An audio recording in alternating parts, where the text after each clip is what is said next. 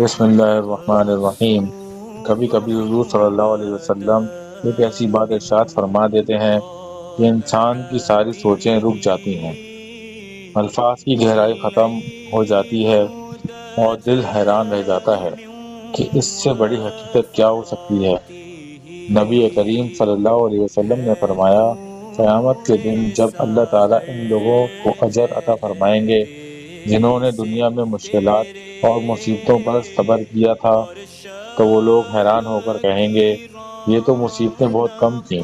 کاش ہماری زندگی میں اور زیادہ مشکلات آتی، کاش ہمارے جسم قینچیوں سے کاٹ دیے جاتے اگر ہمیں معلوم ہوتا کہ اللہ اس کا اتنا عظیم اجر عطا فرمائیں گے۔ اور حیرت کی بات یہ ہے کہ اس وقت وہ لوگ بھی افسوس کریں گے جن کی زندگی آرام سے گزرتی تھی، وہ کہیں گے کاش ہم بھی زندگی میں آزمائشوں سے گزر جاتے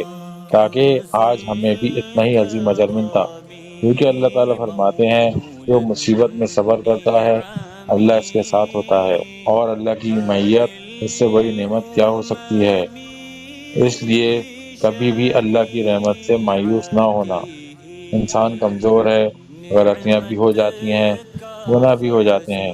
لیکن یاد رکھو اگر انسان کا ایک گناہ اس کی ماں دیکھ لے تو شاید وہ اس کو گھر سے نکال دی، لیکن اگر بندے کے 1000 گناہ اللہ دیکھ لے تو وہ اپنی رحمت کا پردہ ڈال دیتا ہے۔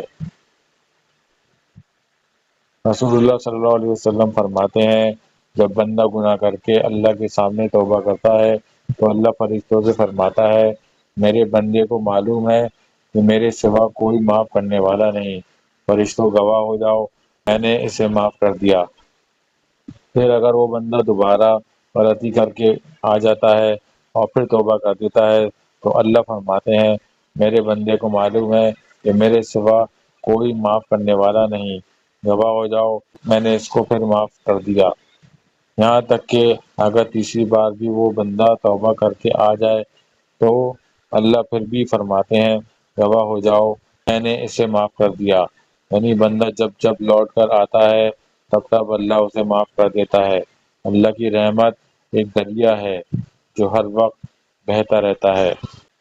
ہر دم ہر لمحے ہر سانس کے ساتھ، صبح بھی کرم شام بھی کرم۔